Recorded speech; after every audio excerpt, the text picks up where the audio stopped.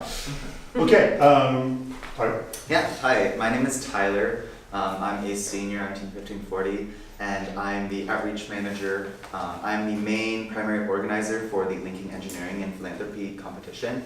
And if you don't know already, Linking Engineering and Philanthropy, or LEAP, is an off-season competition that runs from September through December, so like a parallel to Bunny Bots. And it's focused on challenging teams to apply their engineering skills to real-world problems in their community. And so every year we partner with a nonprofit, and this year we partnered with Mercy Corps, and they are challenging teams this year to develop new technologies around food security in resource-poor countries. And so over the course of 3 months, you will research, design, prototype, and then present your project and product to Mercy Corps at their Action Center in downtown Portland. If you haven't already, please check out the website, team1540.org/leap, and check out the webinar kickoff video there, where Mercy Corps introduces the challenge and talks a lot about the restrictions and all of that around the challenge. And there's a lot of good information there on the rules document as well. And my name's Gil Yoakum. I'm the head coach of Team 1540. I'm just introducing myself because I'll be kind of the disembodied voice of questions that have come in over email over the last few days. So whenever there's a pause in questions here, I'll introduce some of those to Courtney. Which brings us to Courtney. Could you tell us who you are and why you're here? Sure, yeah, thanks for having me here. My name is Courtney Meisenheimer. I work at Mercy Corps, which is a global humanitarian nonprofit that is headquartered down in downtown Portland. Has anyone been to the Portland Saturday Market before, or maybe you've heard of it, down by Skidmore Fountain? That's right where our headquarters are located. My role is, my formal title is a public engagement officer, which really doesn't mean a lot. My job involves working with the public. It could be working with young people. We have a youth program at Mercy Corps that serves about 2,500 students in the Portland metro region annually. Our goal is to educate and empower them about global issues and give them the skills and tools needed to take action in their own community. So I help to run that, and then I also work closely with our corporate partners, Autodesk, who is sponsoring LEAP this year, or maybe every year? Yeah. Yeah. They are also a partner of Mercy Corps, and so my job also involves working with our corporate partners and educating their employees about the work that Mercy Corps does as well. So been at Mercy Corps for about 2 years. Excited to be here to answer questions, and I was told to just kind of be here as an open forum. I guess my first sort of question is, did folks have a chance to see the webinar that we recorded? Yes. Anybody not see the webinar? Okay. I mean, I think to not see the webinar, I don't know how, I would highly recommend that. That's going to give a lot of context around the competition and the challenge this year. I guess in brief, what we're trying to do this year is challenge all of you to develop a solution that field team members at Mercy Corps are sort of facing right now around the issue of food security. So maybe we can kind of get into that more deeply in a second.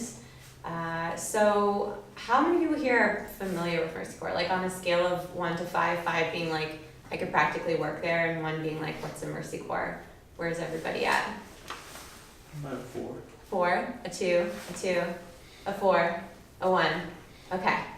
So Mercy Corps, I'll give kind of a really quick overview where, like I said, our focus is humanitarian work. We work in 40 countries around the world. There's about 5,000 of us.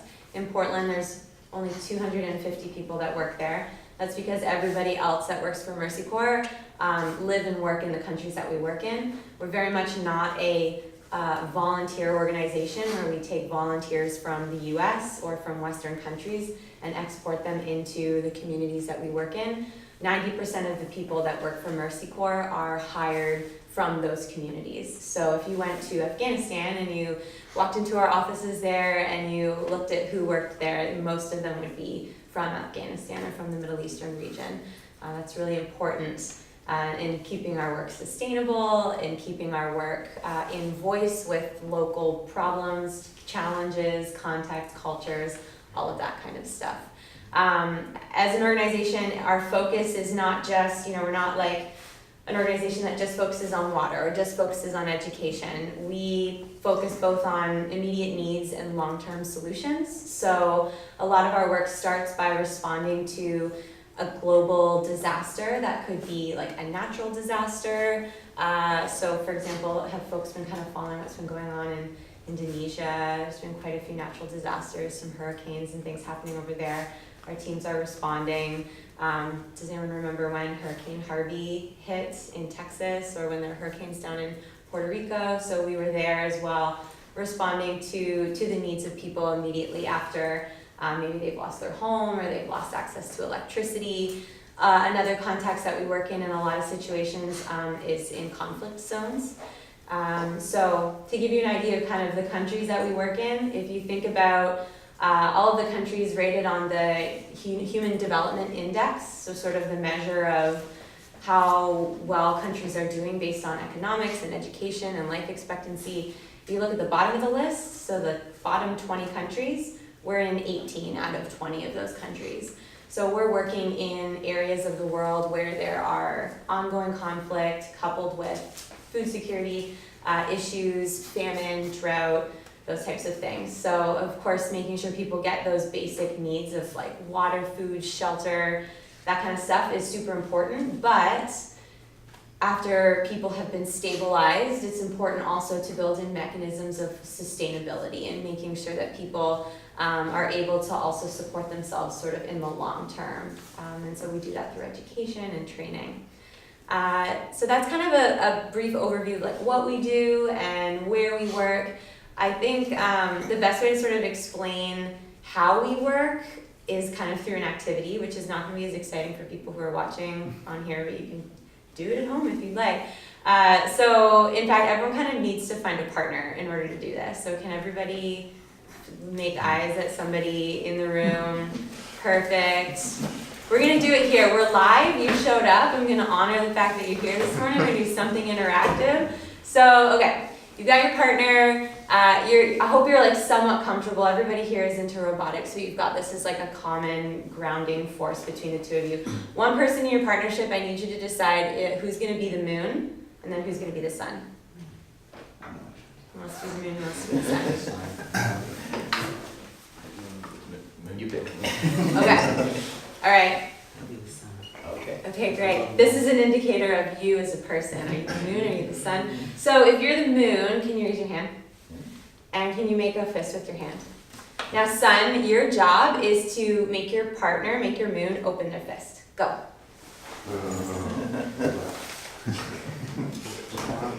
Oh, force me to open it. It's just signal. I don't know. All you gotta do is just open it. I'm not gonna tell you how to do it. You just gotta open it. Wait. Did you do it? Okay. Did you guys do it? Yeah, immediately. All right. All right. What? No, I was just gonna. I was just gonna. Okay. I feel like there's a couple different strategies that happened here. So it seems like the both of you did that pretty quickly. What did you do? He asked nicely. He asked nicely. Right on. How did that make you feel when he asked? Or wait, did you ask nicely? Yeah. So how did that make you feel when he asked I nicely? was like, okay. Okay, that's nice. You both knew each other. Maybe there was a little bit of trust there. Yeah. Okay. Cool. What about in the back? What did you do? I just tried to open it. Like with your fingers? Yeah. Yeah. You just pried it open. Yeah. Yeah. How'd it go for you? I resisted. I got one thumb. I got one thumb. You got one thumb open. Okay. I mean, I was supposed to have got two thumbs. Okay. Maybe if you had a little bit longer. So we have two different strategies here. We had a asking verbally. We had a brute force. What happened over here? So since we had few instructions, Mm-hmm. I said I will not take for granted that we can communicate. And so I decided to role model since we were at a distance, and so I opened my hand and he opened his. She just gave a signal that I understood. Yeah. Nice. That's awesome. I love it. So 3 very distinct strategies here on how you accomplished your goal. How is what you just did sort of related to working in an international context, working in another country? Yeah. because of all the language differences, it's important to find a common way to communicate. Yeah, And sometimes that should be nonverbal as opposed to verbal. yeah. And so common language, establishing common language. Awesome, yeah, establishing that shared communication, that's such a challenge that we work in. I mean, we work in 40 countries, those places don't all have the same language spoken, the same religion, the same value system. We have to find shared ways of communicating with one another, and then we have to sometimes use alternative ways other than, speaking, like role modeling. In a lot of the places that we work, literacy rates are pretty low, and so if we put up a poster campaign that was written out, here's how to wash your hands, people wouldn't necessarily know how to do that if they can't read, so we use illustrations. What about for like these metaphors, sort of your experience, how might that relate to international development or like working in another country? You try and force someone to do something, even if you do it for them, if you're trying to force them to do it, they'll generally be more resistant to it. Yeah, I love it, exactly, yeah. That's like, there's, when we talk about international development, we have to recognize and acknowledge that there's also histories of colonialism and oppression and, those sort of contexts that are happening in the countries that we work in. And so if we just go in there and we start telling people, hey, you need a water filter and you need your government to be fixed and I'm gonna, force this school on you, they're gonna be really resistant. They're not necessarily gonna wanna listen to what we have to say. So we kind of have to find alternative ways of doing that and be aware of the way in which we do things. How about you guys? We had trust, so like establishing trust, communicate. Yeah, you're both from the same school, right? It's like you have that shared community, you know each other, you almost in a sense are from, the same place that you're trying to accomplish this challenge in. And so that kind of takes it back to why Mercy Corps hires people locally, right? It's people who are experiencing maybe the issue themselves that are also working to find the solution. And so then there's that trust and there's sort of that willingness to work together. So all of these are really great ways of sort of understanding and embodying how Mercy Corps works. And I think are really important lessons when we think about how we approach solving a problem for using robotics or using engineering technology. We have to kind of think about some of these different contexts. If we just go in and we force this new technology in the community, they're going to be like, oh, what is this? I'm not interested in using this. This has no relevance to me. We have to find other ways of doing that, building trust, modeling, that kind of thing. So that's my fun interactive activity for the for the morning. So I think really briefly, just for you to say kind of what the challenge is centered around, we consulted our field-based teams in order to sort of source this challenge, and something that they have been working within is the demographic of young people, of youth, and trying to address how we can get young people who are not seeing agriculture as a viable means of a job, of employment.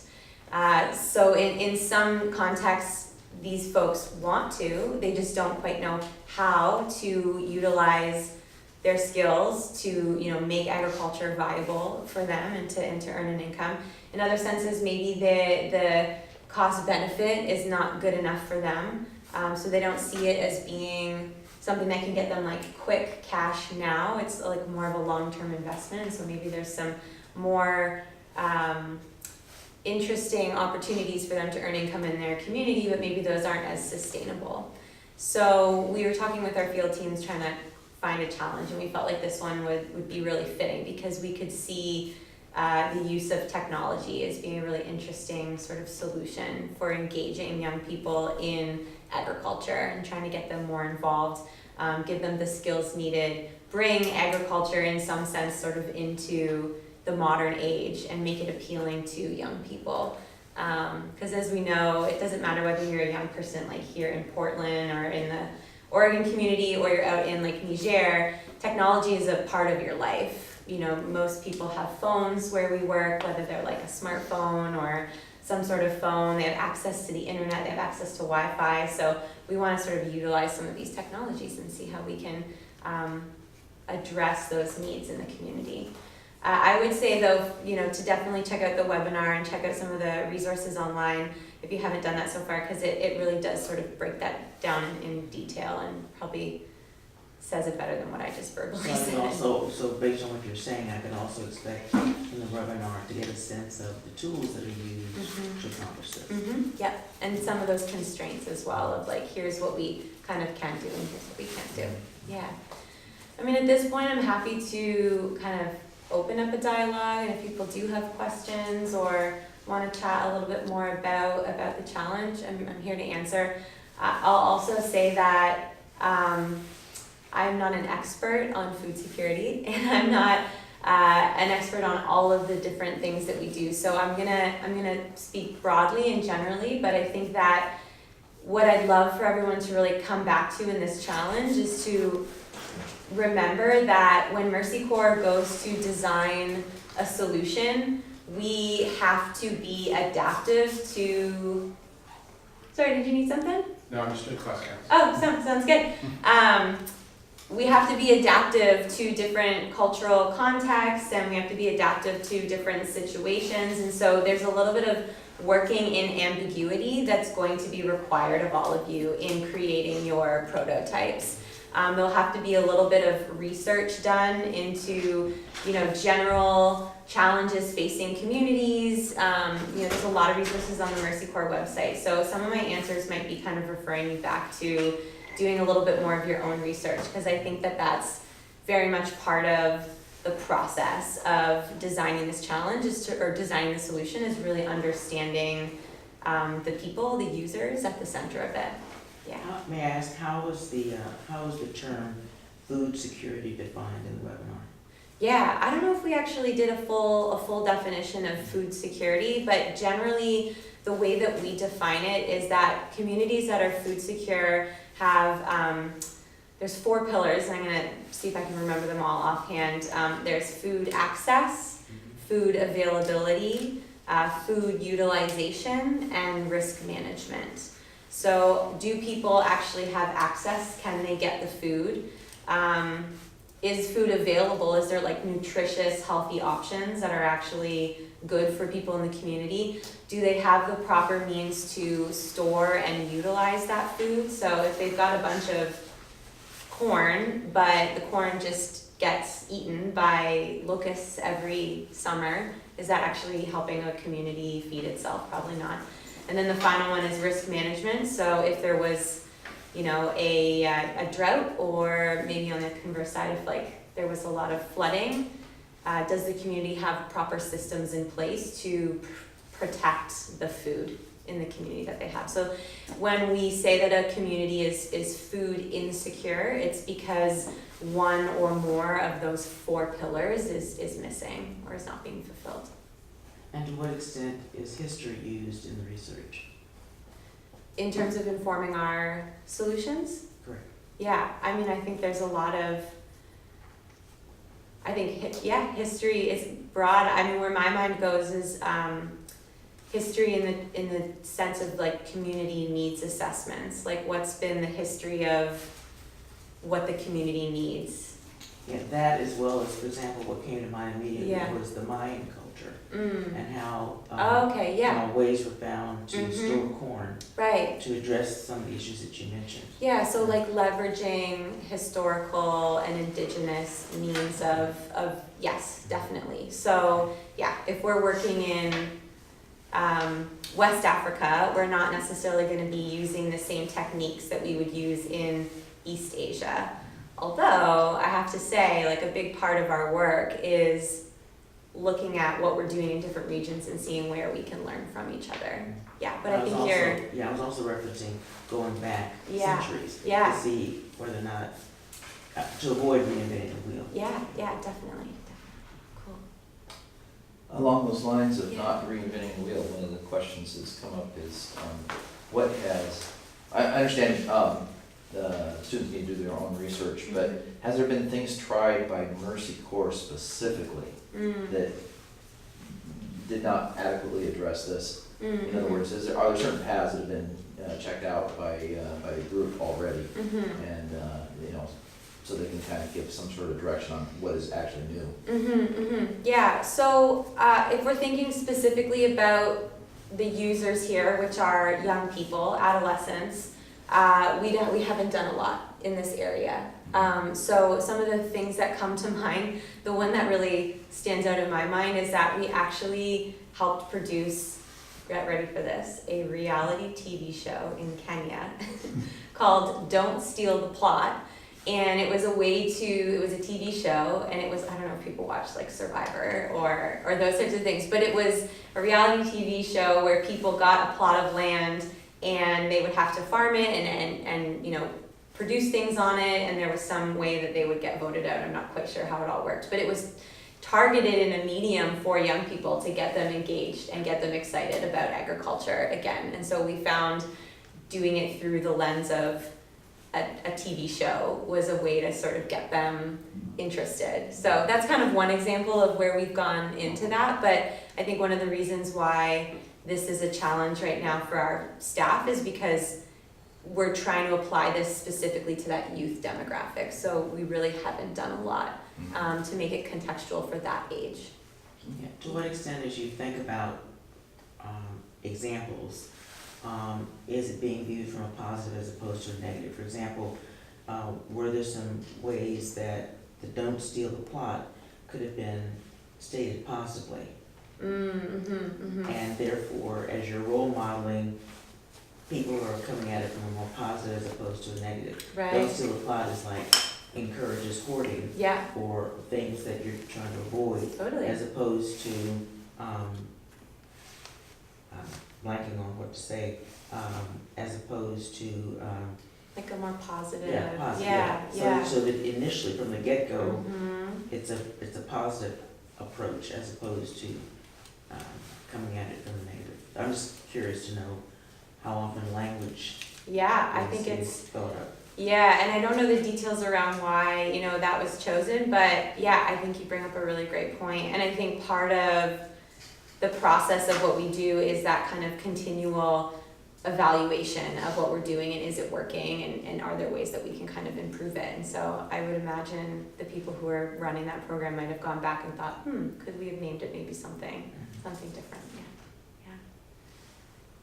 Any questions over here? Like how like generalized our solutions have to be? Like, can we like use like the Sahel as like kind of delimit the variables we have to consider, like to contextualize a solution in that region, or does it have to be like everywhere? Yeah, you can kind of make it localized and make it regional for sure. Yeah, I think that's great. I think what we want to see, if that's the case, is that you've really like that demonstration that you've put some effort into researching the needs in that country. And I would definitely encourage you to maybe choose a country or choose a region that Mercy Corps is already working in, and you can find a lot of that stuff out on our online. Luckily, we work in a lot of regions, so if you choose, you know, a region in Africa, a region in Southeast Asia, we're there. But yeah, I would say if you're gonna say, you know, we're designing a solution for the, you know, sub-Saharan region of Africa based on this climate and sort of what we know, and you sort of demonstrate that you've done some research into the needs of the community in that area, then that'd be great. Yeah. Great question. And then like what's the balance between like youth engagement and like vegetable production, like in terms of like what's weighed, like how does it?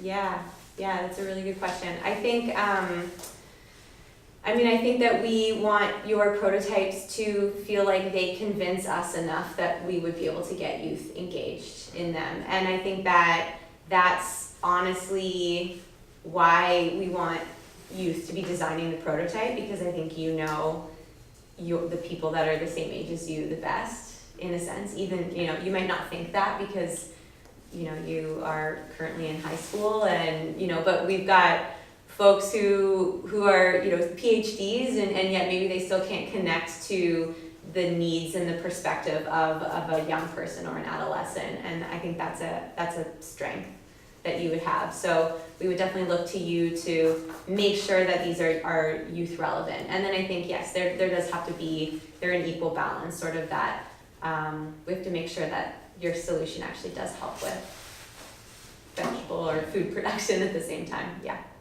I hope that answers your question. I think the short answer is there needs to be a balance.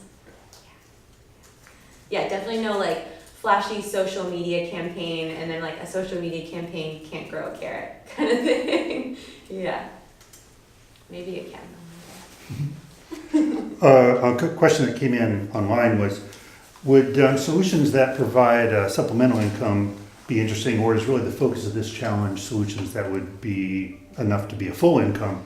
And if so, how do we know what a full income is? Like, can we frame it in terms of how many people would it have to feed or something?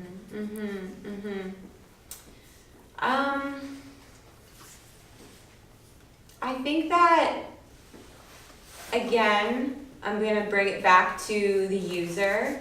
Like this is a adolescent who we're trying to engage, and so we want to make it as interesting and viable for them. So a lot of the adolescents that we're working with, you know, this would be their full income. They would want to use this to support their family. So I think we want to sort of maybe orient it to that direction. The users that I've at least done research on, they're not looking to like have this be their side hustle or, you know, that kind of a thing. This is like, they've either, you know, had to leave school because they need to support their family through earning an income, or like they've graduated and now they're ready to, you know, start working and they're trying to figure out, you know, like so many of us, what am I gonna do now? So that, to answer that. And then the second part of that question was, How do we know how much volume, how much food production you would need in order to support yourself? yeah, You know, I'm gonna say you gotta bring it back to the research of the area, of the context. Yeah, I mean, I can't, again, not a food security expert, so not able to say, you know, this amount of food, 20 pounds of food or something like that. I think it has to be researching, you know, what is sort of average income levels in that region, and looking at maybe other jobs that might be available and what that income might earn, and then sort of comparing that. Yeah. Mhm. Yeah. My question is actually related to, if you could provide me a resource, or perhaps the webinar addresses this, but given the fact that climate change is having an impact, especially on agriculture and agriculturally related things, and regardless of what your position is on climate change, I'm curious to know what you would direct me to see how, especially if the emphasis is to make youth aware that they can make a living agriculturally, for you to direct me to sources that would show how this argument has been successful, especially in areas that have experienced a lot of drought, or ways in which the land has been unable to be productive for the people because of environmental influences. Yes. Does that make sense? It does, yeah. And I believe in some of the resources that I've sent over, I've linked a couple research articles and research studies that are also available on the Mercy Corps website. So that's sort of the place that I would direct you to, is go to the LEAP website, and then on the website, correct me if I'm wrong, I'm looking at you, Tyler, because you'll probably know where it is. I sort of gave, there's the overview of the challenge, there's user profiles, so we've, you know, tried to make this humanize the issue and introduce you to a couple people. And there's a couple links to specific Mercy Corps articles, which you can also find if you go on our website, and some of those are little snippets, they're maybe like 100 to 250 words. Others are links to kind of like a full, you know, 20-page report that's got quite a bit of research in it. So yeah, and I think we definitely recognize that climate change is a very real thing. It's real. We see it in the communities that we work in, and It's so much a part of the conversation around agriculture, because in so many of the places that we work, people take their cues on when to plant, when to harvest, when to grow from the weather. And if the weather is changing, then that really, challenges people's ability to grow. And if you don't plant at the right time, then you risk, not planting early enough, not planting late enough, and then your crop failing, and then your community can become food insecure. So yeah, there's we've got some conversations going around that, and there's some research around that. Yeah, of course. Yeah. I'm gonna grab some water, but any other. Another online question. Do you have a sense of what kind of government, in terms of local government support, there are around these initiatives? Are the governments locally ambivalent towards this, highly supportive, kind of resistant? Yeah, so, a big part of the way that Mercy Corps works, if you kind of think of it like a triangle, there's the public sector, the private sector, and then civil society.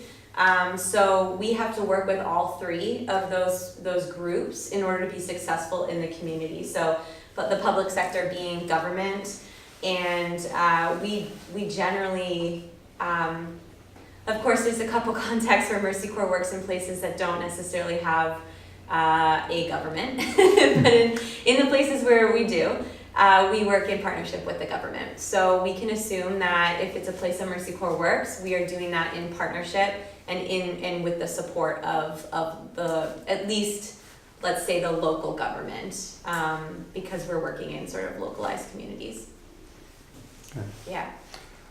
And then kind of a companion question to that came in online. What considerations are there around making solutions socially acceptable? Issues about resistance or embracing change? Can we assume that our target user, being younger, is more embracing of change, or that it kind of needs to dovetail with what they know has already worked or not worked? I think that, that's a great question. I think we always want to make sure that our solutions are culturally relevant and in sort of with what's going on in that culture. So I'm trying to think of an example, but if we're working in a country that is like predominantly Muslim, we're going to take in certain cultural and religious considerations that that would look different in a different country. So yes, cultural is really important. Social, or sort of, can we push the boundaries on? Yeah, I think so. I think because this is an audience that's youth focused and we want this challenge to be innovative, I think that we can operate under the assumption that we can make things that are pushing the boundary. I think that, and maybe my caveat to that is, like, we never would create a solution that would put somebody at harm or at risk. And I don't really maybe see that in the context of this challenge, but I do think about, areas of the world where, it's still illegal to identify as, part of the LGBTQ community. We would never have a program going that would identify people and make them vulnerable. We would find other sort of mechanisms or, to support. So hopefully that kind of makes that distinction. Mm-hmm. Yeah, but we're asking people potentially to put, all their eggs in this basket of, let's say, a whole different way of growing carrots. What if the carrots didn't work out that year? I don't know if there's an answer to that, but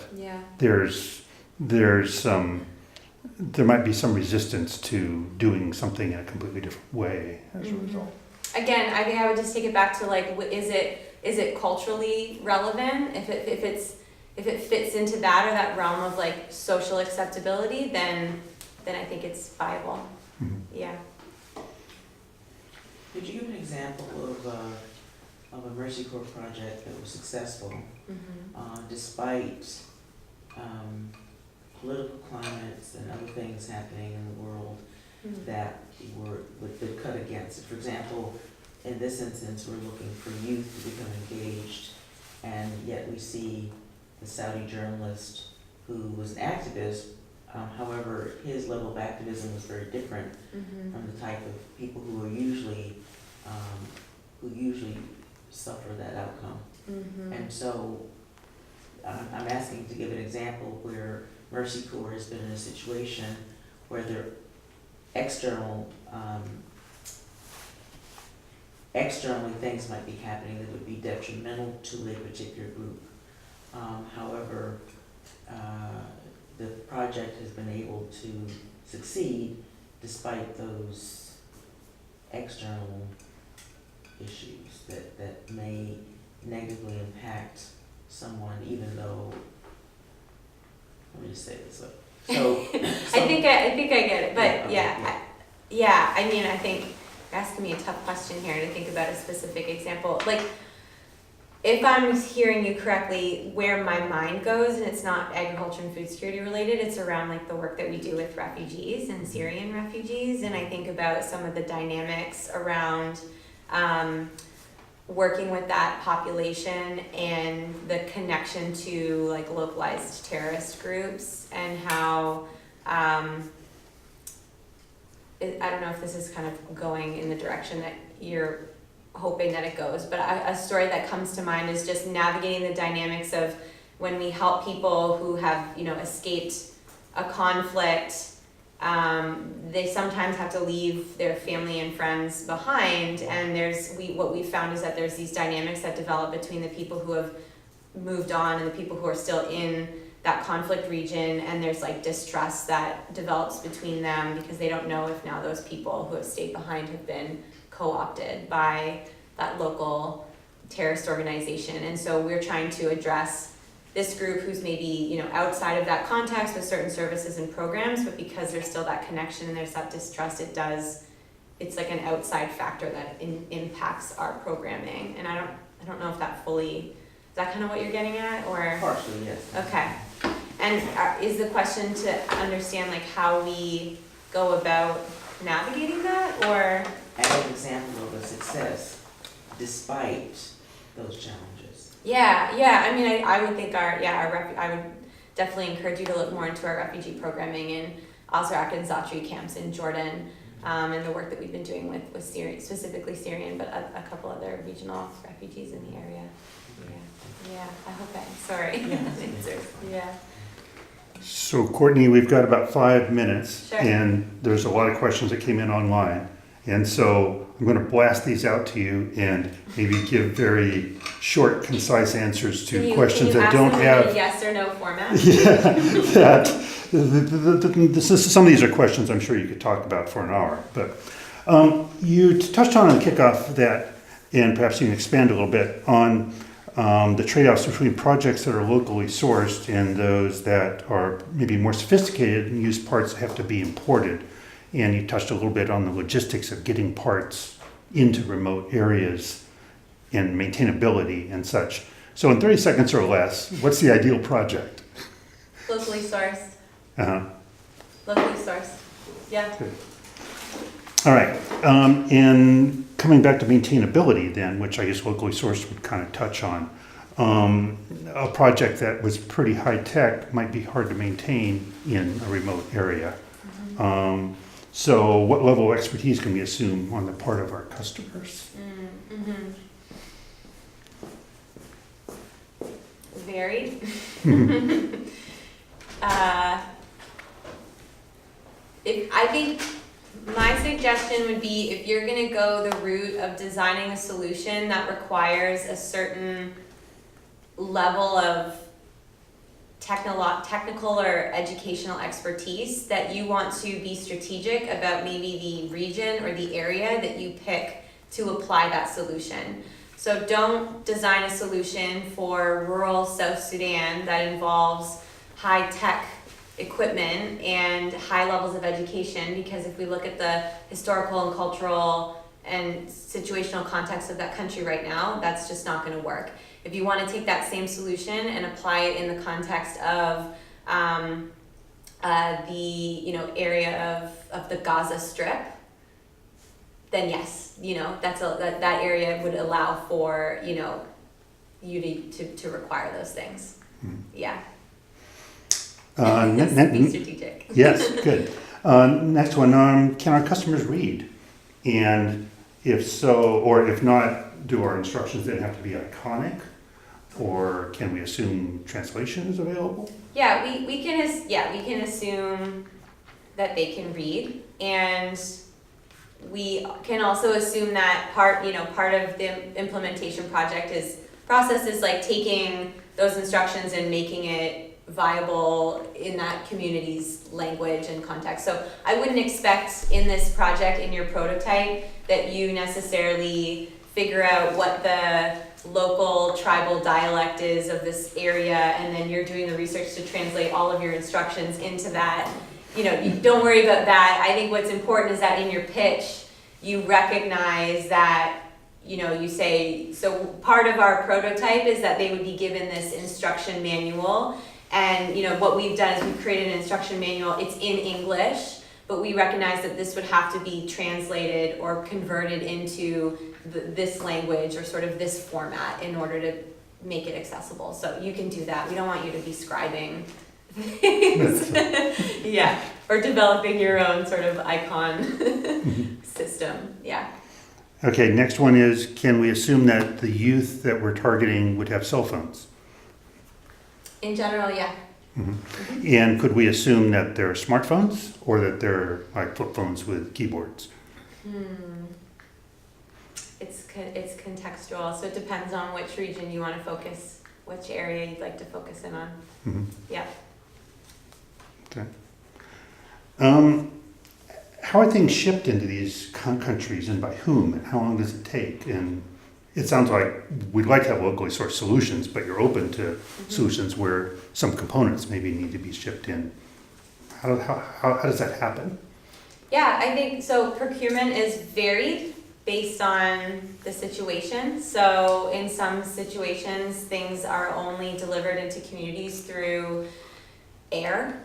And then in other situations, it's through, regular means of like truck and transport and roads and that kind of thing. So it is kind of varied depending on the country. I think in the webinar I talked about a story of getting things into Yemen or South Sudan and how it takes like upwards of a week just to get something in, so you got to keep that in consideration. Yeah. Solutions that require ongoing supplies, like seeds or whatever, is that within the context of what we're talking about? Or does it need to be something that's completely self-contained? Do you mean like would they need to? Well, like for example, if you had a project that had a innovative way of growing carrots. Yeah. But in order to grow those carrots, they have to get seeds somewhere. Is that okay? I would say that's not as sustainable as sourcing the seeds directly. What if the source that is providing the seeds, breaks down in a couple years? Then now the project's obsolete. So we would want to look for, especially when it comes to seeds and the type of food that you're growing. Like the other thing is like to take a type of food from a different region or area and bring it in can disrupt the bio, diversity of that area. We don't want to introduce necessarily like invasive species. I know that there's been, research around like more drought resistant seeds. So I think there's that sort of side of it too, but yeah, we wouldn't want to kind of be bringing in like foreign species, so local. Okay. Yeah. We have like 1 minute. Solutions that are more compact and more suitable for urban environments are one thing. A solution that would work in a place where land is plentiful is another. Is there any assumptions we should make about that? About where our target customer is likely going to want to be? Are they wanting to move to cities and we're looking for some solution that'll work in an urban context? Mm-hmm.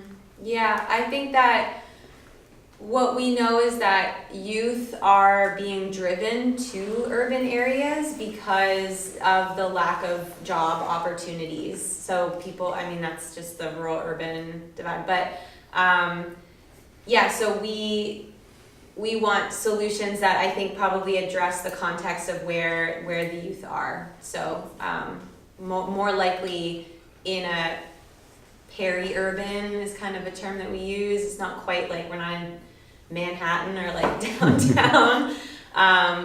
The suburbs are also like a very westernized thing. Suburbs don't always exist in other countries. So peri-urban is kind of that in-between space between vast open rural countryside and like the city. So we can kind of work maybe within that area. But if we had some solution that was awesome but required 50 acres, is that within the context of what we're talking about here? Yeah, I mean, I think I would take it back to the judging criteria. Like, is it contextual to the needs of the youth in that area, and like, is that what you're sort of centering your project on? Then yeah. Last chance here in the room. Any other questions? Can we have like a solution that involves like a decent amount of like setup and like labor, or do we want it like fresh out of the box? You just start using it.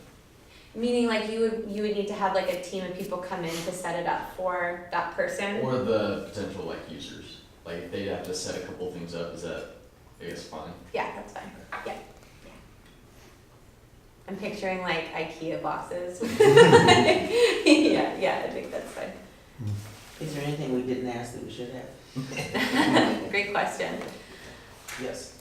I mean, I think I feel there's a awareness that I have of just how specific some of these questions are, and I feel like I don't always give a super specific answer, but that's because in this world of development and when you're working at a global nonprofit, like we don't always get to work kind of in that minutia. We have to be, like I think I said before, adaptive, and we always have to make sure we're working in context. So my biggest piece of advice for you as you're designing your solution is like pick a region, pick a country or a context that you want to be sort of designing for, and then show us how you've really took into consideration the needs of that community, the area, the cultural history, when you're designing your solution. And that's gonna make your prototype strong, as opposed to just trying to design like a one size fits all type of thing.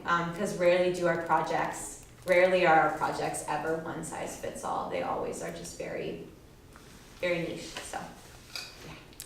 Thank you so much, Courtney. This has been fantastic. Thank you. I hope it's helpful. I'm really excited to see everybody on December 15th.